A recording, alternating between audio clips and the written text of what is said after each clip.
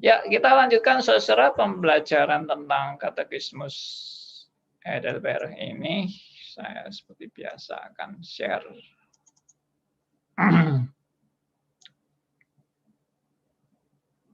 mana ini.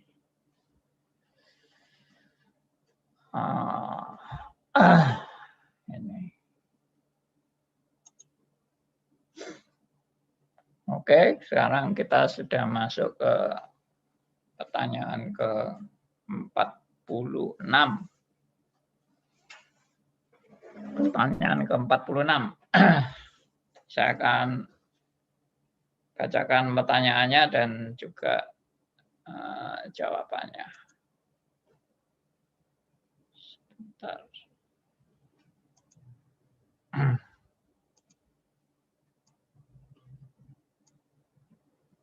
Oke.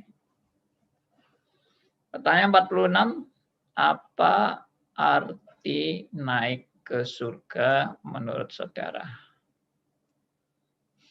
Ya, lalu kita sudah belajar mengenai apa manfaat kebangkitan Kristus. Kristus sudah bangkit dan Kristus juga sudah berjumpa dengan murid-muridnya, dengan orang banyak juga. Dan setelah Tuhan Yesus menyatakan kemenangannya atas maut, sekarang saatnya Tuhan Yesus naik ke surga. Ya, jawabnya adalah apa arti naik ke surga menurut saudara? Jawabnya bahwa di depan mata murid-muridnya Kristus terangkat dari bumi naik ke surga. Dan bahwa dia berada di sana untuk kebaikan kita. Sampai dia datang kembali untuk menghakimi orang yang hidup dan yang mati. Saya ulangi. Jadi bahwa di depan mata murid-muridnya Kristus terangkat dari bumi naik ke surga dan bahwa dia berada di sana untuk kebaikan kita. Sampai dia datang kembali untuk menghakimi orang yang hidup dan yang mati. Nah, saudara, Kristus sudah bangkit. Kristus juga sudah menyelesaikan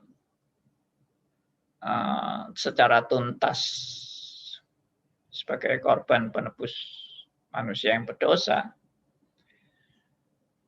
Dan dia sudah menyatakan kemenangannya atas maut. Dan dia tidak terkalahkan oleh kuasa manapun. Ya, murid-muridnya tentu berbahagia yang ketemu dengan Tuhan Yesus. Dan mereka sangat-sangat diteguhkan dan dikuatkan. Saya bayangkan dari keadaan putus asa, keadaan frustrasi, keadaan stres, keadaan tanpa harapan, tahu-tahu bisa ketemu Tuhan Yesus. Nah, ketemu Tuhan Yesusnya ini pun juga suatu hal yang amat istimewa karena mereka ketemu bukan hanya satu kali, tapi berkali-kali ketemu Tuhan Yesus. Dan bukan hanya 1-2 orang, tapi beberapa orang, bahkan puluhan orang, bahkan ratusan orang yang berjumpa dengan Tuhan Yesus. Ya tentunya dari ratusan orang dibandingkan dengan jumlah orang Israel yang mungkin sudah berjuta-juta itu terlalu sedikit. Ya, apalagi di waktu itu tidak ada televisi, tidak ada internet, tidak ada foto yang bisa di-share. Ya tentunya itu amat sangat kecil. Jumlah sekitar 500 orang itu. Ya. Dan tersebar memang berita yang tersebar, tapi tidak secepat yang zaman kita sekarang ya tentunya. Tapi Tuhan memang mau itu. Artinya Tuhan memang sudah memberikan tugas kepada murid-muridnya untuk melaksanakan amanat agung. Ya. Jadi Kebangkitan Kristus itu membawa semangat luar biasa dan keberanian luar biasa dari para murid untuk menjadi saksi bagi kemuliaan Tuhan. Karena mereka melihat dengan mata kepala sendiri, dan itu bukan khayalan ya. Kalau khayalan kan mungkin hanya 1-2 orang yang bisa berkhayal, tapi kalau puluhan bahkan ratusan orang, bagaimana mungkin mereka berkhayal bersama-sama? Dan bagaimana mereka bisa berjumpa dengan Kristus beberapa kali, bukan hanya sekali 2 kali. Kalau itu hanya mimpi atau berangan-angan, ya tentunya puluhan dan ratusan orang itu sudah sakit jiwa semua. Tapi pasti tidak, ya. Dan Tuhan Yesus membuktikan itu dengan beberapa kali kejadian-kejadian. Dan sekarang kejadian yang berikutnya ini adalah kenaikannya ke surga. Tidak banyak juga orang yang menyaksikan kenaikan Tuhan Yesus ke surga. Saya sendiri tidak mengamati kira-kira berapa orang yang bersama-sama dengan Kristus pada saat Kristus naik ke surga. Tapi yang pasti murid-muridnya. Ya. Nah, untuk apa sih Kristus naik ke surga itu? Ya, ada beberapa hal yang kita bisa pelajari dari kenaikan Kristus ke surga. Antara lain yaitu menunjukkan memang asal-usul atau keberadaan Kristus sebelum segala sesuatu ada, ya dia bertahta di surga. Itu menunjukkan Kristus naik ke surga itu bukan seperti Elia naik ke surga atau Henoh naik ke surga. Karena Henoh tidak berasal dari surga dan dia tidak berada dalam kekekalan, tapi Kristus sudah sejak kekal sudah ada. Nah, itu namanya apa itu? Immortal, ya, suatu yang kekal, yang tidak fana, ya, yang terus-menerus ada, dan dia masuk, dia menjelma menjadi manusia itu masuk ke dalam sejarah,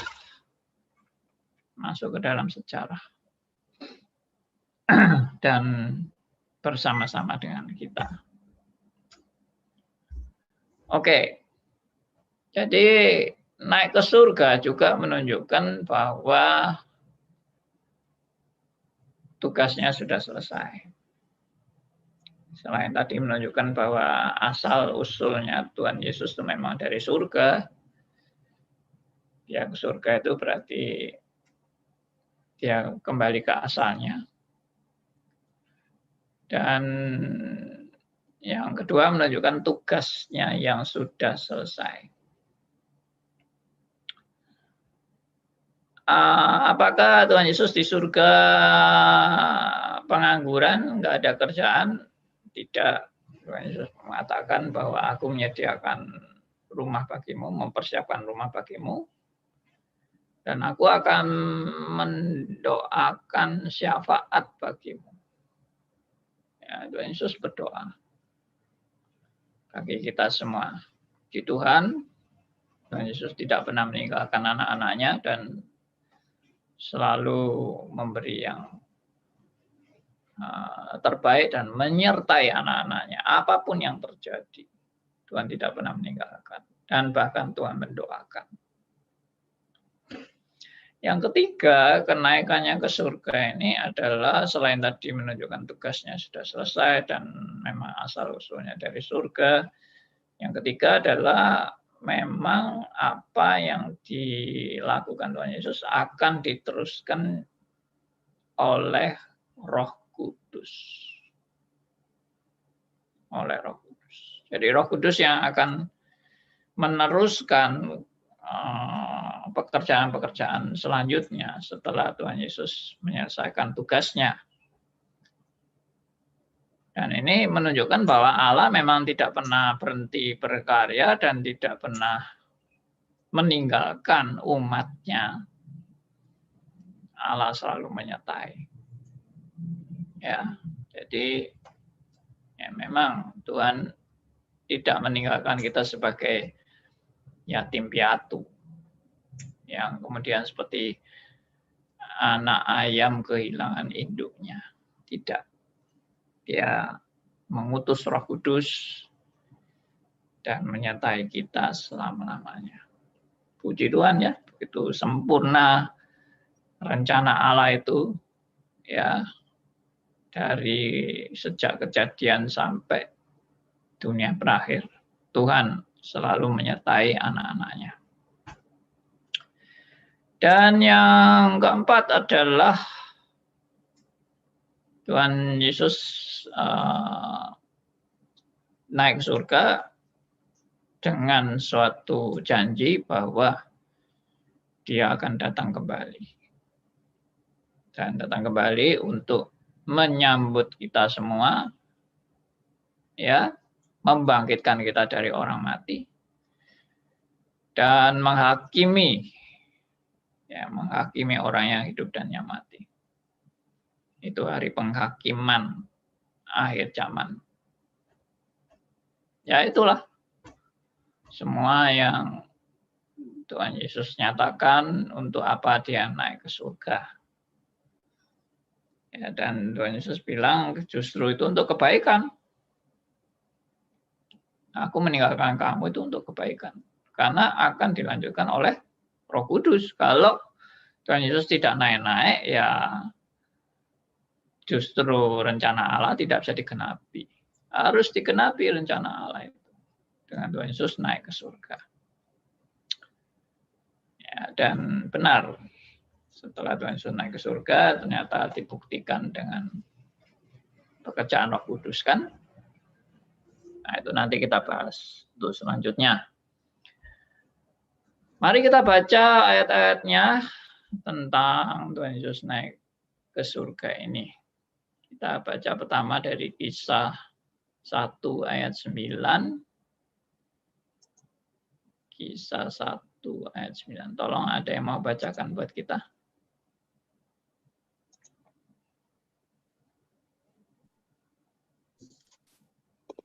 Kisah pasal 1 ayat yang ke-9. Demikian.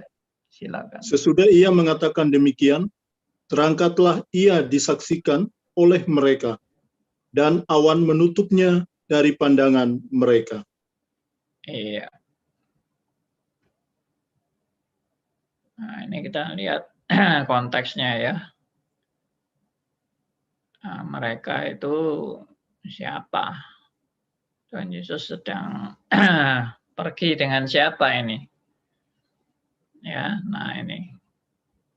Sebelum itu ia telah memberi perintahnya oleh Roh Kudus kepada rasul-rasul yang dipilihnya.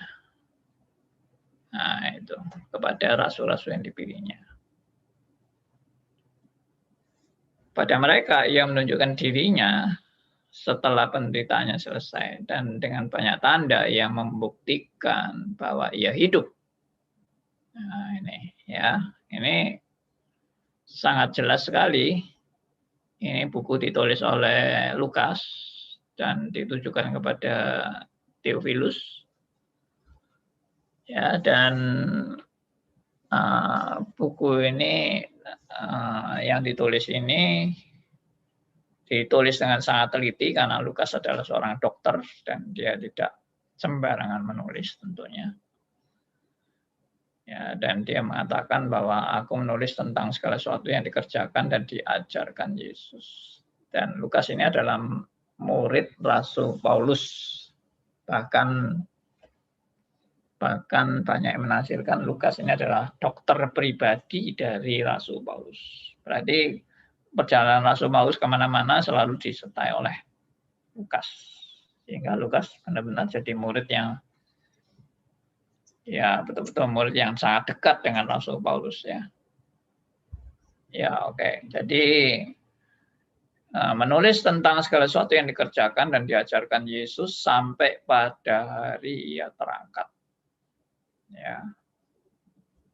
Sebelum itu ia telah memberi perintahnya oleh Roh Kudus kepada rasul-rasul yang dipilihnya, pada mereka yang menunjukkan dirinya setelah penderitaannya selesai, dan dengan banyak tanda ia membuktikan, ya, ini seperti yang tadi saya bilang, dengan banyak tanda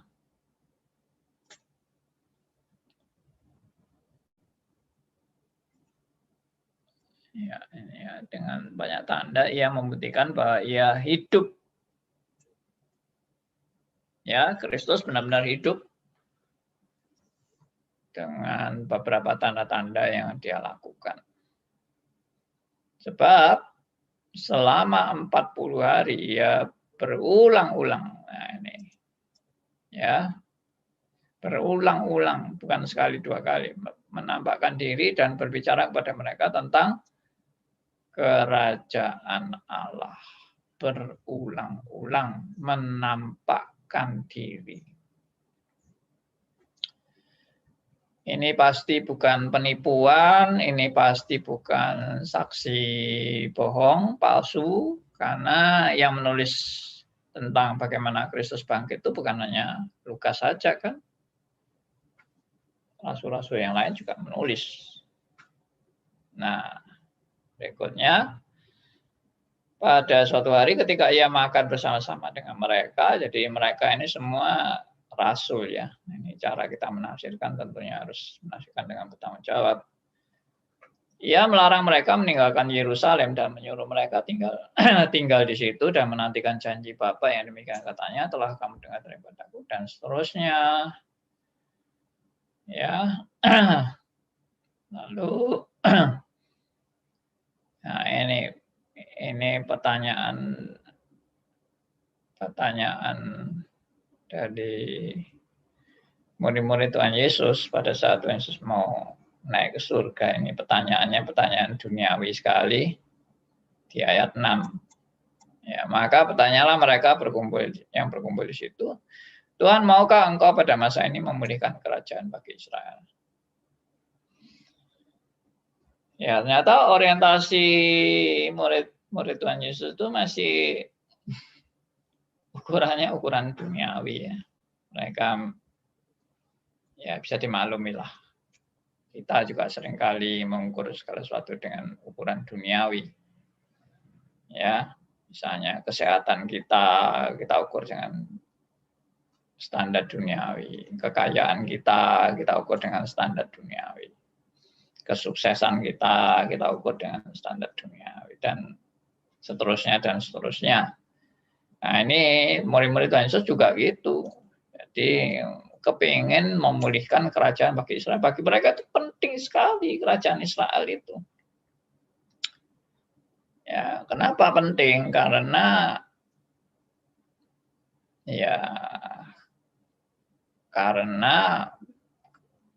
kerajaan Israel itu sudah istilahnya dari sononya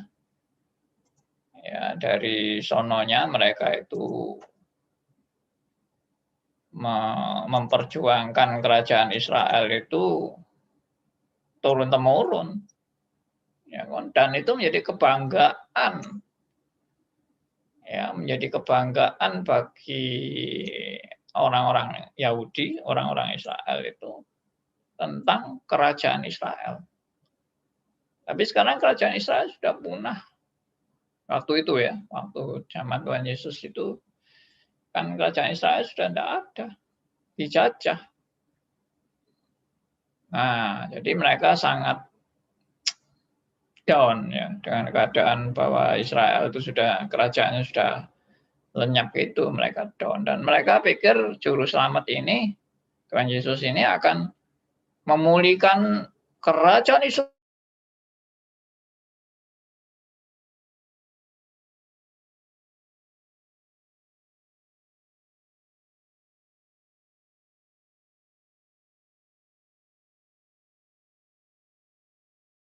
Sabar, jawabnya, engkau tidak perlu mengetahui masa dan waktu yang ditetapkan Bapa sendiri menurut kuasanya. Ya, sekali lagi jawabnya engkau tidak perlu mengetahui masa dan waktu yang ditetapkan Bapa sendiri menurut kuasanya. Artinya begini, Tuhan Yesus bilang itu bukan urusanmu dan itu bukan hal yang penting. Karena hal yang terpenting itu justru yang Tuhan Yesus nyatakan di ayat 8.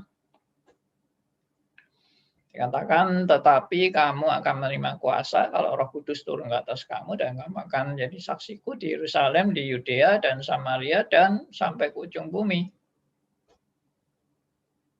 Nah, jadi ini yang sebetulnya paling utama ini. Inilah yang dimaksud dengan bukan kerajaan Israel ini, kerajaan Allah. Tuhan itu selalu menekankan kerajaan Allah. Tapi murid-murid Tuhan Yesus selalu menekankan kerajaan Israel. Ini sebetulnya agak konyol ya. Nah, ini coba kita lihat nih. Di ayat 3 ini. Sebab selama 40 hari ia berulang-ulang menampakkan diri dan berbicara kepada mereka tentang kerajaan Allah. Jadi sebetulnya anak-anak Tuhan ini berjuang untuk apa sih dalam kita menjalani hidup? Tidak ada lain kecuali kerajaan Allah. Saudara jangan mendirikan kerajaan saudara sendiri. Nah itu jadi orang murid-murid Tuhan Yesus ini orientasinya itu masih kerajaan Israel. Mereka belum benar-benar ngeh dengan yang namanya kerajaan Allah. Padahal Tuhan Yesus sudah berulang kali berbicara kepada mereka tentang kerajaan Allah ya. Ini wajar juga sih karena bagaimana mereka mengerti tentang kerajaan Allah yang tidak dilihat oleh mereka. Ya, mereka selama ini sih mereka orientasinya ya kerajaan Israel. Jadi kita seringkali menganggap Israel itu bodoh, Israel itu hanya duniawi, pikirannya apa, sebetulnya mirip lah. Saudara dan saya sekarang dalam suasana COVID ini juga kan kepingin sehat toh. Berarti yang diutamakan kan kesehatan. Ya itu wajar kan. Saudara mengutamakan kesehatan itu wajar, tapi jujur aja kita lebih banyak mengutamakan kesehatan kita daripada kerajaan Allah. Iya kan? Kita lebih takut kena COVID daripada takut tidak memberitakan kerajaan Allah. Mana ada orang? Ya ada, tapi ya mungkin bisa dihitung dengan jari siapa sih yang betul-betul takut kalau hidupnya tidak memberitakan kerajaan Allah. Kita lebih takut COVID kan? Ya jujur aja. Ya, tapi seharusnya nggak begitu. Seharusnya kita memikirkan kerajaan Allah itu melampaui segala sesuatu. Bukan takut COVID-nya, tapi takut kalau tidak memberitakan kerajaan Allah. Bukan takut-takut apa, maksudnya itu panggilan saya. Bagaimana saya bisa menyangkali panggilan saya? Ya, panggilan setiap orang percaya itu bukan pendeta, bukan hamba Tuhan, penginjil, vikaris atau apa. Bukan, itu panggilan setiap orang percaya, yaitu kerajaan Allah. Ya, nah, murid-muridnya ini masih belum ngeh waktu itu. Ya, maklumlah mereka belum istilahnya baru saja mengenal iman yang benar itu bagaimana dan mengenal Yesus itu amat sangat sulit. Ya, tidak gampang itu mengenal Tuhan Yesus kalau ya kembali lagi kalau tidak ada anugerah Tuhan. Tidak ada kasih karunia Allah. Ya, tapi Tuhan Yesus dengan sabar menjawab mereka, kamu tidak perlu mengetahui masa dan waktu yang ditetapkan Bapa sendiri berkuasanya. Tetapi, nah ini tetapinya, kamu akan menerima kuasa kalau Roh Kudus turun ke atas kamu dan kamu akan menjadi saksiku di Yerusalem, di Yudea, dan Samaria sampai ke ujung bumi. Nah, inilah kerajaan Allah, saudara. Inilah kerajaan Allah. Jadi apa yang Tuhan Yesus paparkan di sini, ini bukan kerajaan Israel, ini kerajaan Allah. Ya, menjadi saksi di Yerusalem, di seluruh Yudea dan Samaria dan sampai ke ujung bumi. Puji Tuhan, hari ini boleh dikata Injil sudah tersebar sampai ke seluruh bumi. Oke, kita kemudian membaca ayat yang tadi sudah dibaca, yaitu ayat 9. Ya, sesudah ia mengatakan demikian, terangkatlah ia disaksikan oleh mereka dan awan menutupnya dari pandangan mereka. Lalu apa yang terjadi setelah mereka melihat ke langit?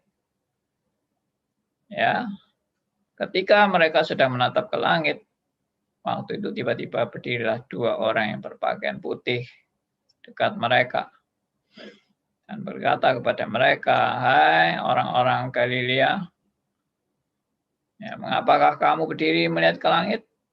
Yesus ini yang terangkat ke surga meninggalkan kamu akan datang kembali dengan cara yang sama seperti kamu melihat dia naik ke surga." Nah, ini pesannya. Dan sampai sekarang belum datang. Tapi suatu saat akan datang. Dan itulah akhir zaman. Dan tanda-tanda akhir zaman sudah kelihatan. Dunia tidak makin lama makin kokoh, tapi dunia menuju pada kehancuran. Dan dunia tidak menjanjikan masa depan yang makin gemilang, tapi makin suram secara ukuran fakta dan dunia. Kalau secara ukuran rohani pasti manusia nggak tambah lama tambah baik, tapi tambah lama tambah jahat. Nggak tambah lama tambah bermoral, tapi tambah lama tambah tidak bermoral. Ya itulah. Ya, kita kembali ke ayat berikutnya, yaitu di sebentar. Ayat berikutnya di Roma 8 ayat 34. Ya, Roma 8 ayat 34. Tolong bisa dibacakan.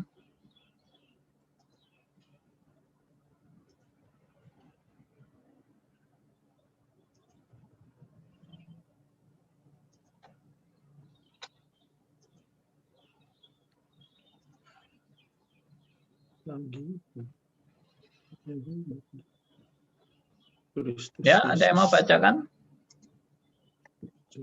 Masuk saya lagi. Roma 8 ayat 34. Siapa aja silakan.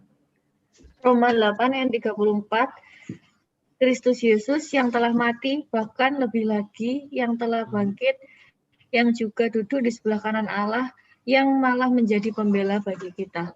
Ya. Ya, ini menekankan peran Kristus yang sudah bangkit dan dikatakan juga yang duduk di sebelah kanan Allah. Nah, ini menunjukkan bahwa keberadaan Kristus adalah keberadaan bersama dengan Bapa di surga, di sebelah kanan Allah Bapa. Dan apa pekerjaan Kristus, apa peran Kristus di sebelah kanan Allah Bapa, apa enak-enak aja di sana. Enggak, dikatakan yang malah menjadi pembela bagi kita. Menjadi pembela bagi kita. Ini adalah juga satu penghiburan yang luar biasa yang Alkitab menyatakan bahwa Kristus biarpun sudah tidak bersama-sama dengan kita secara fisik, tapi Kristus terus menjadi pembela bagi kita.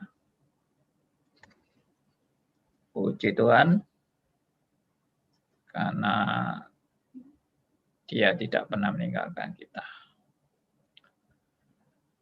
Oke, kita sampai di sini pembahasannya tentang kenaikan Tuhan Yesus ke surga. Mungkin ada teman-teman yang mau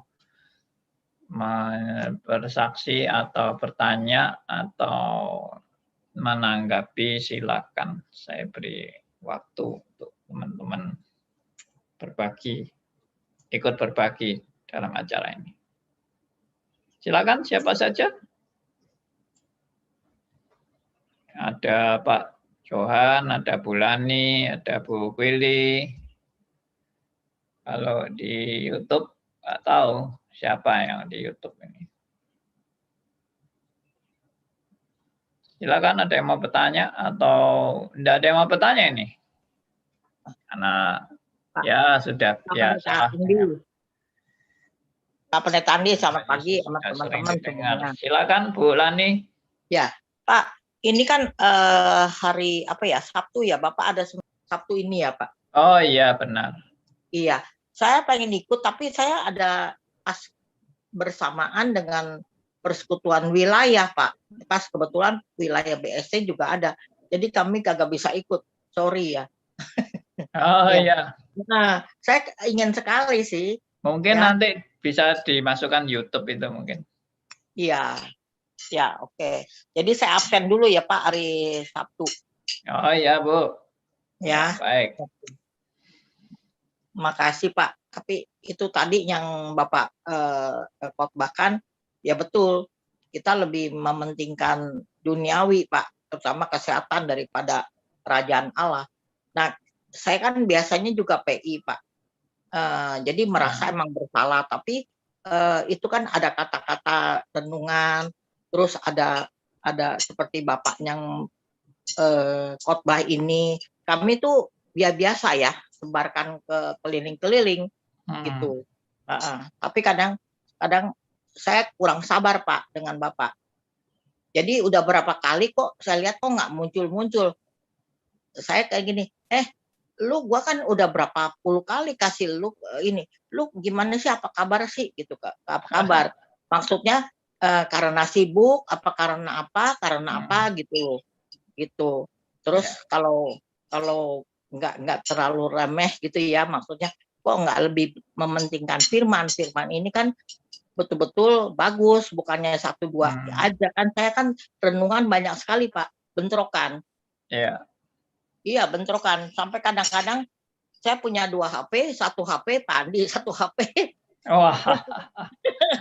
Nanti kita sharing, Pak. Ini. Enggak, maksudnya kita sharing, Pak. Jadi kan kita kan PI juga nggak mau salah ya, Pak. Jadi kalau saya salah, saya kan maksudnya kalau salah kan ya kita nggak ngerti salahan, tapi kan itu merusak orang gitu loh. Gitu. Jadi kita terus menerus gitu, ya. Oke. Maka itu saya kadang-kadang kalau sampai terpaksa banget ya itu, emang saya nggak ikut Pak, gitu dengan Pak Andi. Mungkin ada yang lain, gitu ya. Bu. Tapi terima kasih banget Pak, menjadi berkat banyak banget ya. Puji Tuhan. Sama teman-teman, sama Ibu Kuili, sama itu saya mau ngejar Pak. Mereka pengalaman dan pengetahuannya tentang firman lebih banyak sekali. Jadi saya juga mau mengejar teman-teman nih yang segrup kita sama yang lain. Ya, terima kasih. Ya Bu, terima kasih untuk kesaksiannya dan semangatnya Bu Lani luar biasa memang ya. Anak-anak yang muda-muda perlu ini. Jangan sampai rugi Pak, buang waktu. Contoh Bu Lani ini ya. Jangan sampai rugi Pak. Saya bilang anak-anak juga, lu udah doktor kayak udah S5, S6, S mambo, S apa, es krim, S apa. Tapi kalau ketinggalan firman, aduh, itu paling sayang, mendingan SD saya bilang gitu. Iya, Daripada dokter S7, S8 gitu. Mendingan SD gitu. Saya bilang, benar, iya. itu anugerah banget, nggak setiap orang ya. Iya, Terima betul. kasih. Jangan sampai terlambat teh, benar. Benar anak muda. Iya. Oke deh. Yuk, terima kasih. Ya, makasih Ibu. Ada yang lain, teman lain? Nggak ada ya? Kalau nggak ada, saya lanjutkan nih. Bentar, ada nggak yang mungkin mau bertanya lewat YouTube atau lewat mana ini? Dari Leoni atau siapa ada di YouTube? Di YouTube tidak ada, Pak. Nggak ada ya. Oke, saya lanjutkan aja.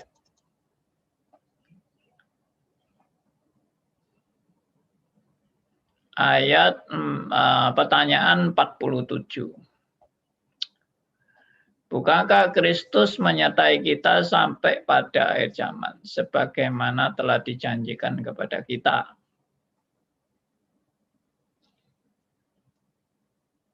Jawab, Kristus adalah manusia sejati dan Allah sejati.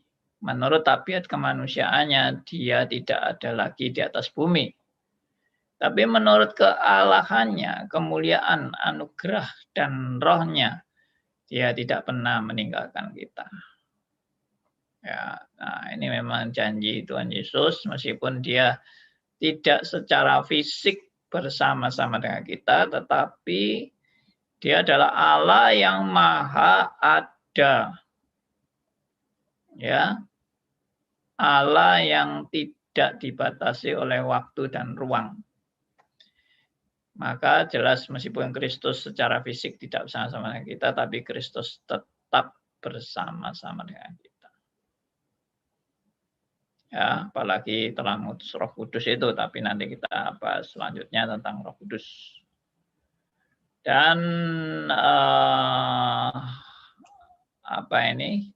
penyertaannya ini dibuktikan melalui beberapa perkataan-perkataan Tuhan Yesus yang amat sangat jelas.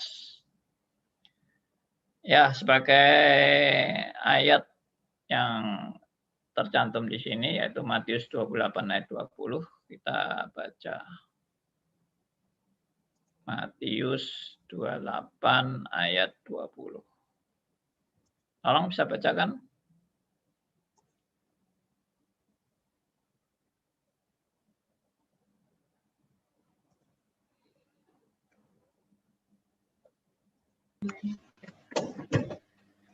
Iya. 30. Matius 28 ayat 20.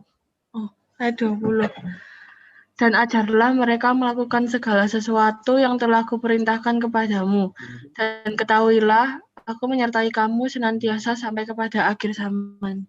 Nah, perhatikan ya. Ini kan perintah Tuhan Yesus ini untuk mengajarkan segala sesuatu yang telah kuperintahkan kepadamu. Tapi kalimat penutupnya ini yang menjadi penekanan hari ini ya. Dan ketahuilah, aku menyertai kamu senantiasa sampai kepada akhir zaman. Nah, ini tidak ada orang yang bisa bikin janji seperti ini. Ya toh? Siapa yang mau menyertai kita sampai akhir zaman? Dan siapa yang menjamin perkataannya itu benar? Tidak ada. Kecuali Kristus. Kenapa Kristus bisa berkata seperti ini? Ya karena dia Allah. Kalau dia cuma manusia ya omong kosong. Kristus adalah Allah. Dia berkuasa atas segala sesuatu dan dia berada di dalam segala sesuatu karena dia maha ada. Baik waktu dulu, sekarang, dan yang akan datang, dan selama-lamanya. Ya, ayat 20 ini didahului juga dengan ayat 18. Kalau saudara perhatikan ayat 18. Coba tolong dibacakan ayat 18-nya.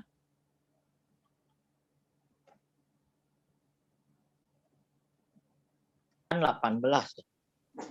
Ya, 28 18. ya, Ya. 28 ayat 18. Oh. Nih. Yesus mendekati mereka dan berkata, "Kepadaku telah diberikan segala kuasa di sorga dan di bumi." Nah, ini luar biasa sekali ini. Ya, kepadaku telah diberikan segala kuasa di surga dan di bumi. Perhatikan, segala kuasa. Hebat kan? Siapa yang bisa seperti ini? Siapa yang memperoleh segala kuasa di surga dan di bumi? Ya, ini bahasa Inggrisnya. Jesus came and said to them, all authority in heaven and on earth has been given to me. All authority, ya, in heaven and on earth. Siapa yang terima otoritas seperti ini? Menerima kuasa seperti ini? Nggak ada, kecuali Yesus. Dan Yesus itu bukan manusia yang menerima kuasa seperti ini, Kak. Tapi Yesus adalah Allah yang memang berkuasa atas langit dan bumi. Loh, kenapa kok dikatakan dia menerima?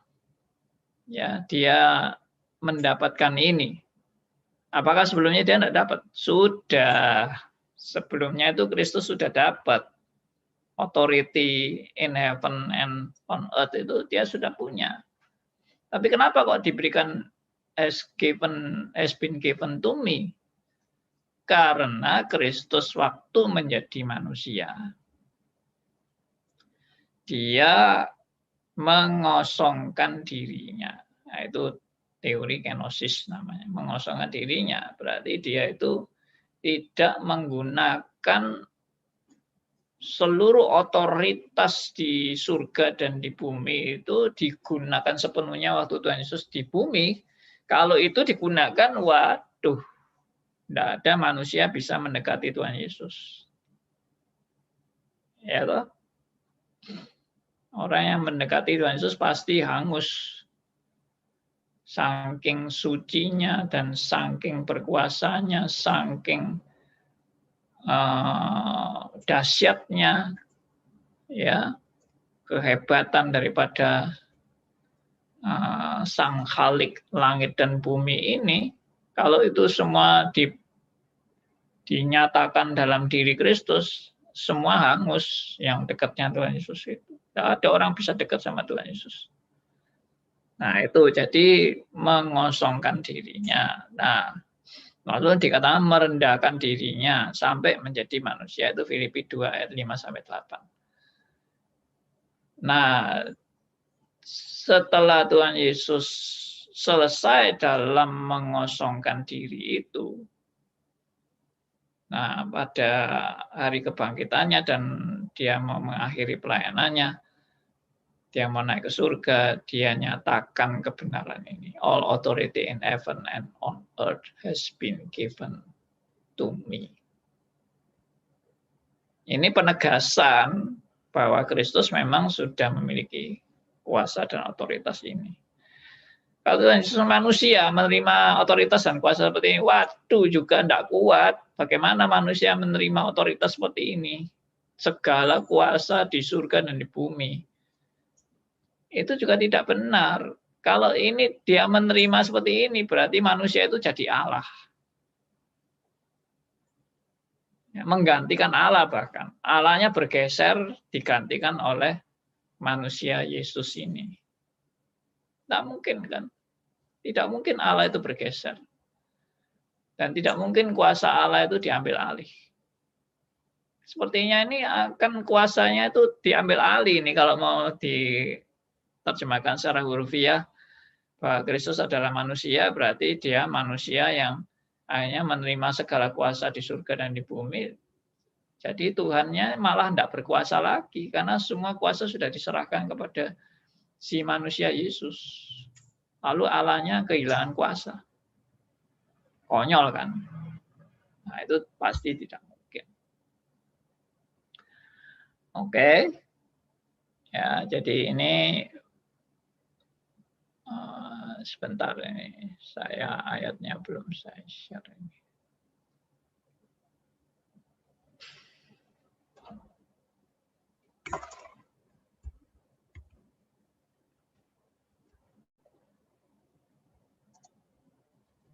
Lihat ini ayatnya. Nah, ini.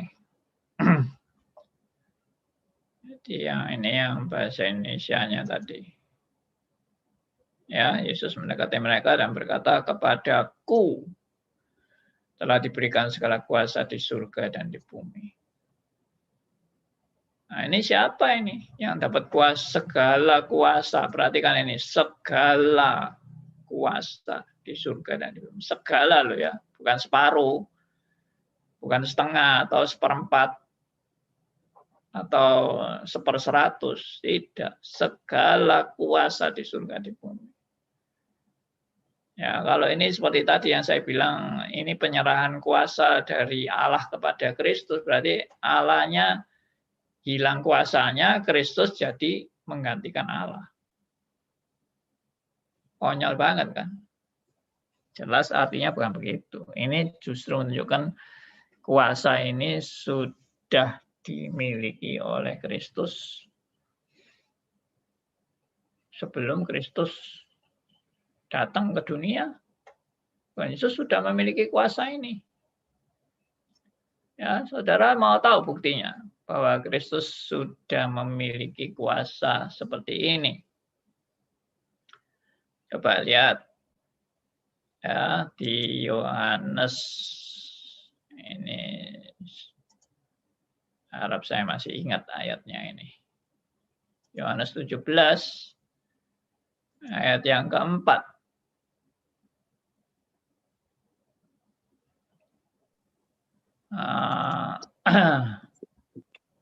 Sebentar. Nah, ayat kelima. Ya, Yohanes 17 ayat yang kelima. Yang Saudara lihat, oleh silakan sebab dibaca. itu ya, yang oleh sebab itu ya Pak. Ya. Oleh sebab itu, ya Bapak, permuliakanlah aku padamu sendiri dengan kemuliaan yang kumiliki di hadiratmu sebelum dunia ada. Nah, perhatikan ini. Ya Bapa, permuliakanlah aku padamu sendiri. Ya, Tuhan Yesus kok minta dipermuliakan, ini maksudnya apa ya? Kembali lagi ke kenosis tadi. Tuhan Yesus sudah melakukan kenosis. Dan Tuhan Yesus mau melaksanakan dan menggenapi seluruh rencana Allah. Dan itu juga demi kemuliaan Allah dan juga kemuliaan Kristus sendiri. Dan ini ada kalimat yang penting yang tadi saya tekankan, yaitu ini, kemuliaan yang kumiliki di hadiratmu sebelum dunia ada. Nah, kemuliaan yang kumiliki di hadiratmu sebelum dunia ada. Berarti Kristus sudah memiliki kemuliaan sebelum dunia ada. Dan kemuliaan itu kemuliaannya bagaimana? Nah, kembali ke tadi. Kemuliaan yang segala kuasa di surga dan di bumi. Itu kan. Nih. Kepadaku telah diberikan segala kuasa di surga dan di bumi. Ini sudah dimiliki sebelum dunia dijadikan. Tapi waktu Kristus jadi manusia, ini istilahnya depending begitu loh. Ini depending, tidak dinyatakan secara nyata pada kehadiran Kristus waktu menjadi manusia di dunia. Tidak dinyatakan secara nyata, digantung, depending.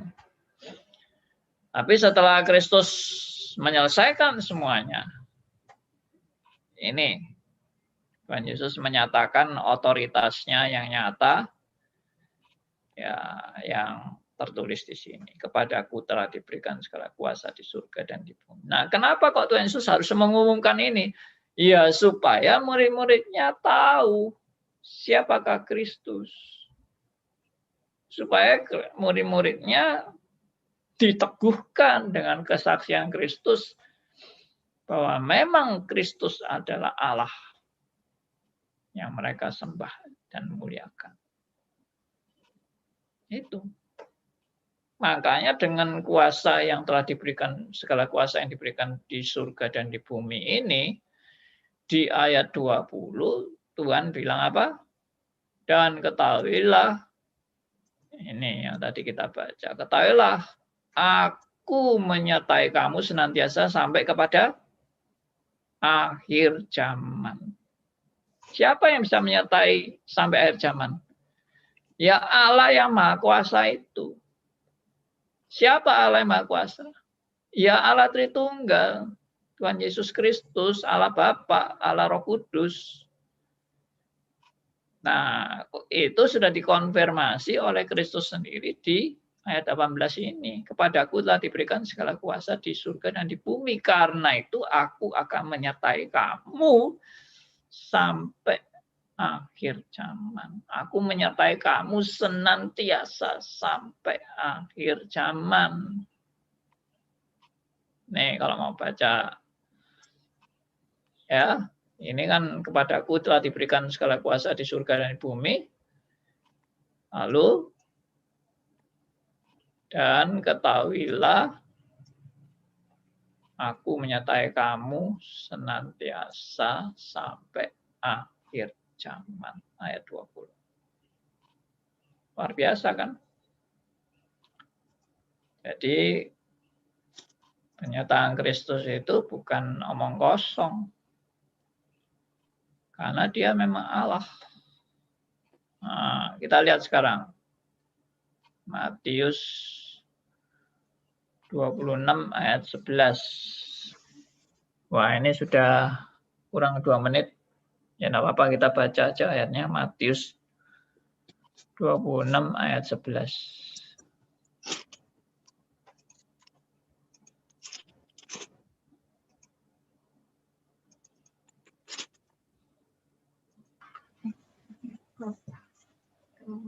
Suaranya.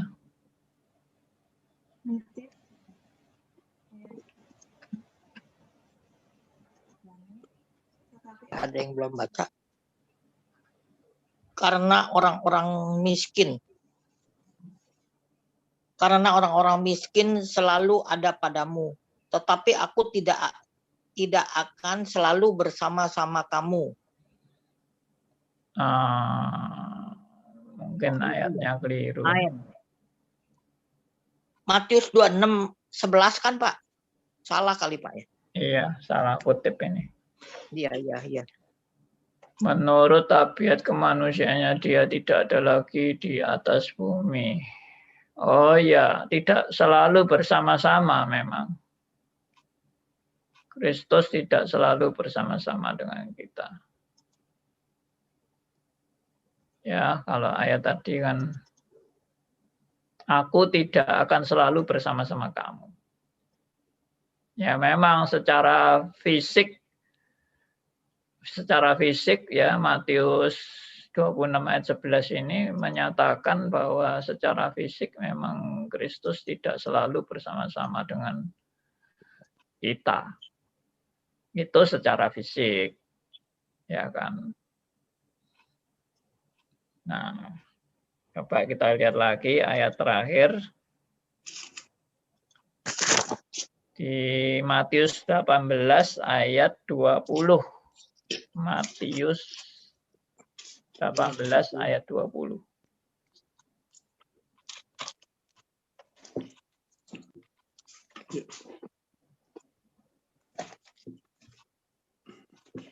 Matius 18 ayat yang ke-20 yang menyatakan, sebab di mana 2 atau 3 orang berkumpul dalam namaku, di situ aku ada di tengah-tengah mereka.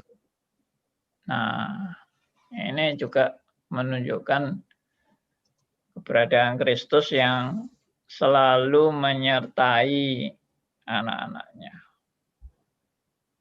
Ya, Matius 18 ayat 20 sebentar.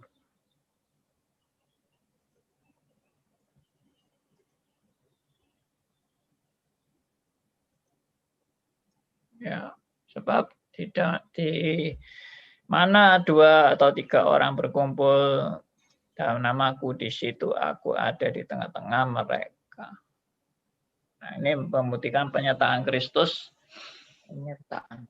Dimanapun kita berada, Kristus selalu juga berada. Tapi ini konteksnya mungkin bukan konteks penekanannya kepada ini ya 2 atau 3 orang berkumpul. Ada yang tanya, bagaimana kalau kita tidak berkumpul? Apakah Kristus juga ada di tengah-tengah? Ya pasti Kristus juga ada di mana-mana. Meskipun kita sendirian juga Kristus beserta kita. Ya oke, saudara-saudara, kita sudah mempelajari akan hal-hal yang sangat penting ini. Ya, dan kita bersyukur karena kita sudah banyak belajar tentang Kristus yang telah menyelesaikan tugasnya selama hidup di dunia, dan setelah mati dia bangkit dan menyatakan kebangkitannya, kesaksian kebangkitannya kepada ratusan orang, dan Tuhan Yesus mengakhiri seluruh pelayanannya dengan naik ke surga dan akan diteruskan oleh Roh Kudus. Kita bersyukur karena ini suatu bukti bahwa Tuhan memang tidak pernah meninggalkan kita semua sebagai anak-anaknya, dan Tuhan juga akan menjemput kita suatu saat. Ya, Tuhan menjemput kita itu bisa 2 hal. Bisa waktu kita pulang ke rumah Bapa alias meninggal, Tuhan menjemput kita juga. Dan Tuhan menjemput kita juga pada akhir zaman, yaitu pada saat kedatangannya yang kedua kali. Tuhan memberkati kita semua, dan kita tutup dalam doa. Saya minta untuk Pak Johan ya bisa menutup kita dalam doa. Mari kita berdoa. Ya Allah, ya Bapa kami yang ada dalam kerajaan surga, kembali kami mengucap syukur Tuhan untuk kesempatan dan waktu yang indah ini. Kami boleh belajar kebenaran firman Tuhan pada pagi hari ini. Sungguh kami makin diteguhkan Tuhan. Banyak hal kami belajar, makin kami mengerti Tuhan akan rencana dan kasih dan anugerah-Mu dalam kehidupan kami. Biarlah dengan pelajaran ini melengkapi diri kami, bahwa ada hal yang harus kami kerjakan dalam kehidupan kami selaku umat pilihan-Mu Tuhan. Yakni kami harus memberitakan kerajaan Allah di tengah-tengah kehidupan kami. Kami belajar untuk kami bukan berfokus pada diri kami sendiri, tapi berfokus pada kerajaan Allah yang Tuhan perintahkan dalam kehidupan kami. Dan itu kami mohon kiranya Roh Kudus menopang dan menguatkan kehidupan kami. Khususnya setiap kami yang sudah belajar ini Tuhan, makin kami diberikan kerinduan untuk belajar terus dan terus diperlengkapi. Terima kasih Tuhan, kami berdoa untuk hamba-Mu, Pendeta Andi Halim, makin terus pakai hamba-Mu dengan karya dan hikmat surgawi, supaya apa yang disampaikan dalam setiap pemberitaan firman Tuhan dimanapun Tuhan utus, sungguh kami banyak jiwa-jiwa dimenangkan, jiwa diberkati oleh kebenaran firman. Juga berkati kehidupan rumah tangga sama dengan istri dan anak-anak kekasih. Dan juga berkati Radio RMC, juga kami semuanya, Tuhan. Sebentar kami akan berpisah Bapa, Tuhan menyertai seperti janji-Mu, Engkau tetap menyertai kami selama-lamanya. Ini doa kami, ini syukur kami. Di dalam nama Tuhan Yesus Kristus, kami berdoa pada Allah Bapa di surga. Amin. Amin. Terima kasih Pak Johan. Terima kasih Pak Andi. Ya, Tuhan berkati.